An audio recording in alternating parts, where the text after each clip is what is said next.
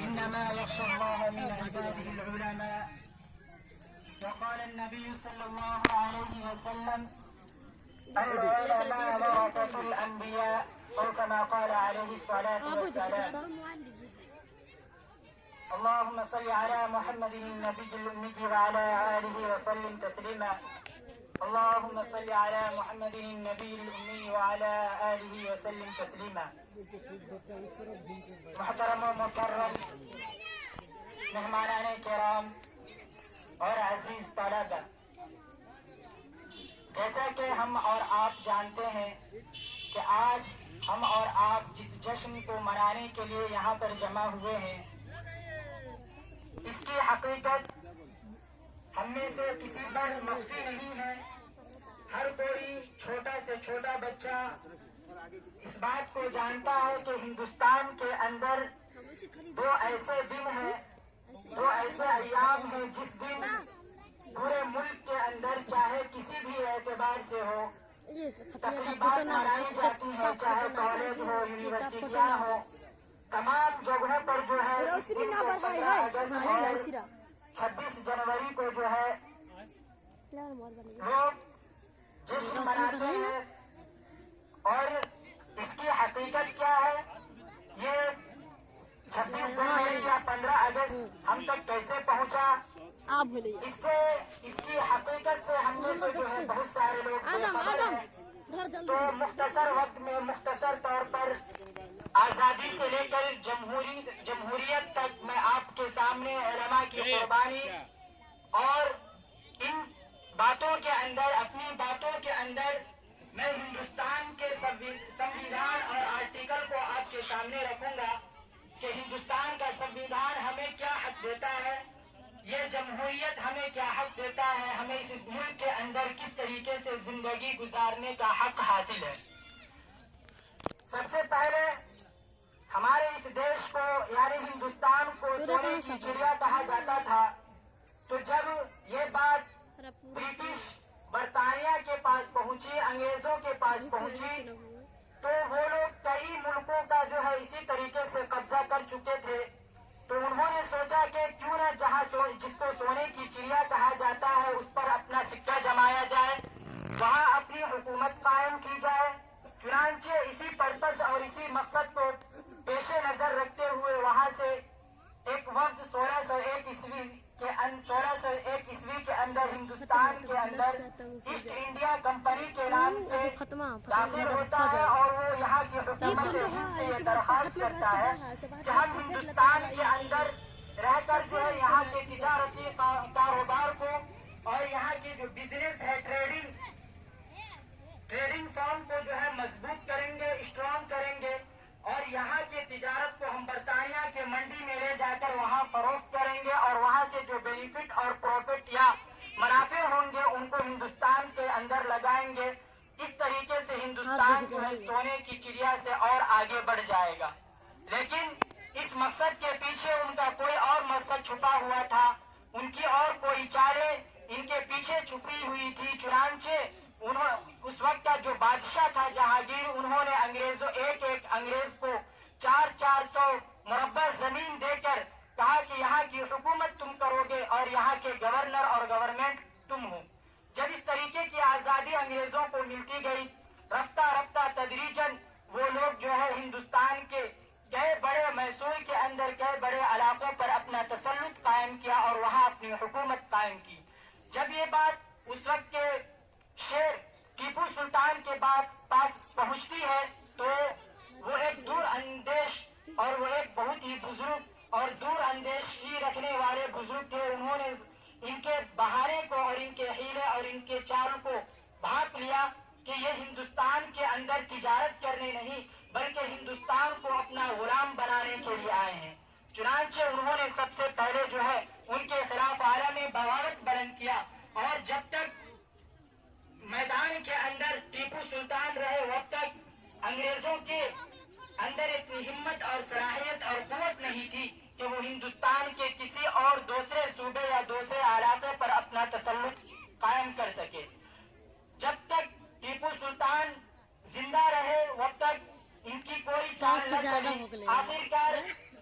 अंग्रेज के जो कमांडर थे, जो फौजी कमांडर थे, अंग्रेज के जो लीडर थे, उन्होंने टीपू सुल्तान के कमांडर को कुछ घूस देकर और रिश्वत देकर जो है कुछ जमीनों की लालच देकर उनको अपने अंडर कर लिया और उनको जो है अपने लालच में फंसा लिया।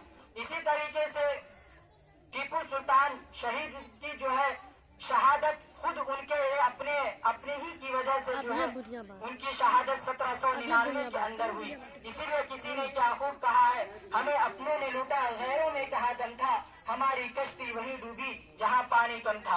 बहरहाल इस तरीके से लड़ाई होती रही और 1857 की जो जंग आजादी है, जो सबसे बड़ी लड़ाई मुल्क हिंदुस्तान के अंदर है और जिसको इस मुल्क के अंदर और इस मुल्क की हिस्ट्री के अंदर हम मुसलमानों से या यूनिवर्सिटियों के अंदर, कॉलेजों के अंदर पढ़ने वाले तलबा से, स्टूडेंट से जो इन बातों को छुपाया जाता है और इसको गद्र के नाम से बतलाया जाता है। हालांकि 1857 के बाद जो जंग के लिए लड़ाई लड़ी गई वो इतनी बड़ी नहीं थी।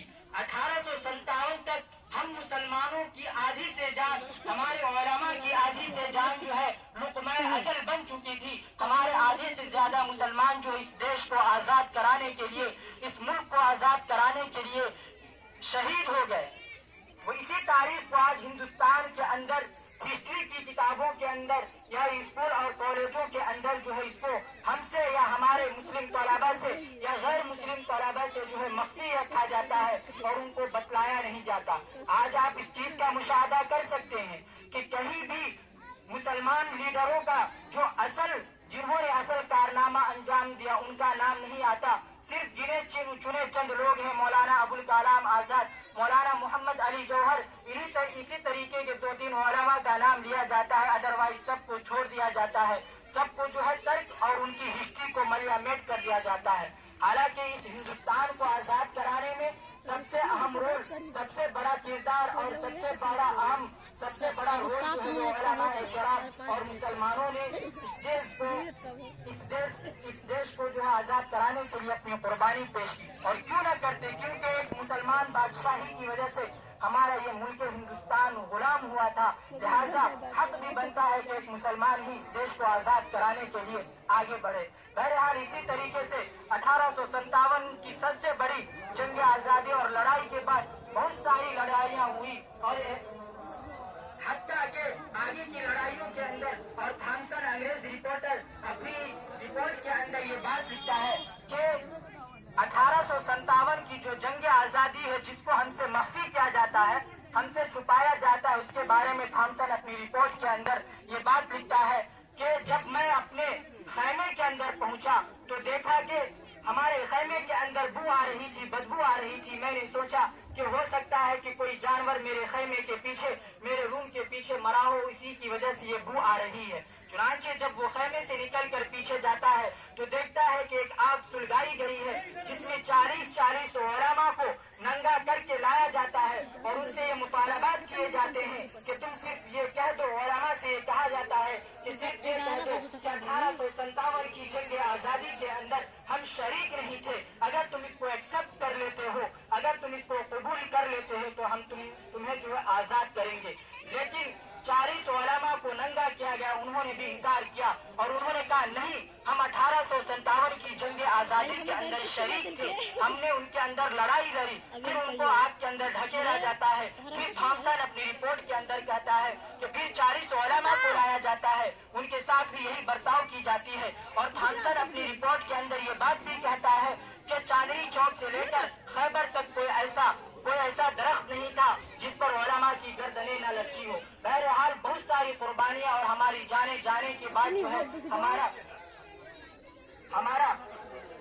हमारा मुल्क हिंदुस्तान जो है वो आजाद हुआ। फिर आजाद होने के बाद 15 अगस्त 1947 को आजाद हुआ। फिर इसके 2.5 साल के बाद जब हमारा मुल्क आजाद हो गया तो अब जाहिर सी बात है कि मुल्क को चलाने के लिए कोई कानून, कोई आर्टिकल और कोई संविधान होनी चाहिए। उस वक्त हिंदुस्तान के पास कोई अपना कानून और नहीं था।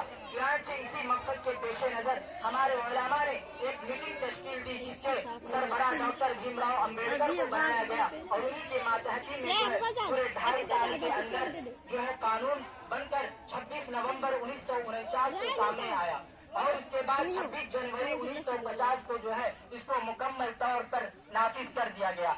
लेकिन हमारे महापुरुषों ने या हमारे महापूर्वजों ने जिस मकसद और जिस मनसद, जिस मंशा और जिस पर्पज को अपने पेशे नजर रखकर इस मुल्क को आजाद कराया या यहाँ के कानून और संविधान बनाया, आज उससे उस कानून और उस संविधान का जो है उल्लंघन किया जाता है और उसके खिलाफ कभी मुसलमानों पर जो है गाय हत्या या इसी तरीके से लव जिहाद या तरह तरह की गिरे लाकर जो है मुसलमानों को उसके अंदर और मुसलमानों के मजहबी चीजों के अंदर, मजहबी मसाइल के अंदर जो है इंटरफेयर किया जाता है, मुदाखलत की जाती है।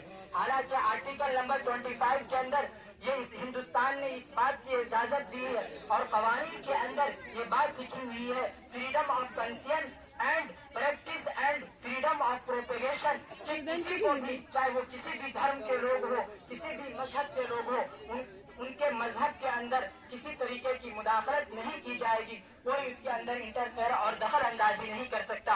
तमाम मजाहिब के लोग अपने मजहब पर के आमाल पर, उनके हकामात पर उनकी जो शरीयत जो चीजें बताती हैं उन पर अमल करने का हक है। लेकिन इन तमाम चीजों को जो पैसे कुछ डालकर हिंदुस्तान के अंदर जो है जो आर्टिकल हमारे महापुरुषों ने लिखा था, जो हमारे महापुरुषों ने लिखा था, उनका उल्लंघन किया जाता है और उसके खिलाफ बिलें लाई जाती हैं और साजिशें रची जाती है। हालांकि और ये सारा बर्ताव या इसी तरीके का मामला हमारे हम जो हिंदुस्तान के कानून या हिंदुस्तान के आईन को नहीं जानते हैं, जिनकी वजह से हमें हर जगह दबाया जाता है और हर जगह हमें जो है हम पर मजालिम ढाए जाते हैं, हम पर जुल्म किया जाता है। तो ये वो तमाम जो आपके सामने मुख्तसर जमहूरियत तक और आर्टिकल के अंदर कुछ बातें हैं जो आपके सामने पेश की गई। अल्लाह ताला से दुआ है कि अल्लाह ताला इस मुल्क की जमहूरियत को हमेशा बरकरार रखे।